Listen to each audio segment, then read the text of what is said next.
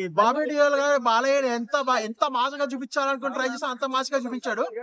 Story వచ్చేసి కొత్త కథ ఏం కాదు, కొత్త మెసేజ్ ఏం కాదు, రొటీన్ స్టోరీ, రొటీన్ మెసేజ్. కానీ ఎక్కడ బోర్ అనిపించదు. ఫస్ట్ హాఫ్ చూసుకుంటే కనుక బాలయ్య బాబు దగ్గర ఇంటెలిజెన్స్ కానీ, పాప సెంటిమెంట్ సీన్స్ కానీ చాలా సరదాగా ఉంటాయి. అలా వెళ్ళిపోతూ ఉంటుంది. ఇంక ఇంటర్వెల్ ఎప్పుడైతే స్టార్ట్ అవుతుందో అక్కడి నుంచి అరాచకం, గూస్ బంప్స్. బాలయ్య బాబుని గట్టిగా వాడుకున్నాడు బాబీ డియోల్ అయితే మాత్రం. నువ్వు ఎంతలా వాడుకుంటావు, నేను దానికి డబల్ బీజియం కొడతాను, తమన్ బీజియం కొట్టాడు. ప్రతి ఒక్కడు డ్యూటీ చేస్తే ఎలా ఉంటుంది అలా ఉంటుంది బాలయ్య బాబు సినిమాకి. ఆ విధంగా ఇచ్చాడు. సెకండ్ హాఫ్ వచ్చేప్పటికే main story plot and emotions అదంతా సెకండ్ హాఫ్ రావడం వల్ల ఫస్ట్ హాఫ్ రేస్ గా జరిగింది. ఫస్ట్ హాఫ్ సెకండ్ హాఫ్ వచ్చేప్పుడు డెల్ అనిపించేస్తుంది మనకి. సో సెకండ్ హాఫ్ కొద్దిగా స్లోగా వెళ్తుంటుంది, బోర్ కొట్టదు. అండ్ బాలేదు అని చెప్పట్లా, ఫస్ట్ హాఫ్ కంటే స్లోగా వెళ్తుంది. క్లైమాక్స్ అప్పటికి మంచి బీజియం తోటి మధ్య మధ్య మంచి డైలాగ్స్ ఉంటాయి. సెకండ్ హాఫ్ చాలా బాగుంటాయి.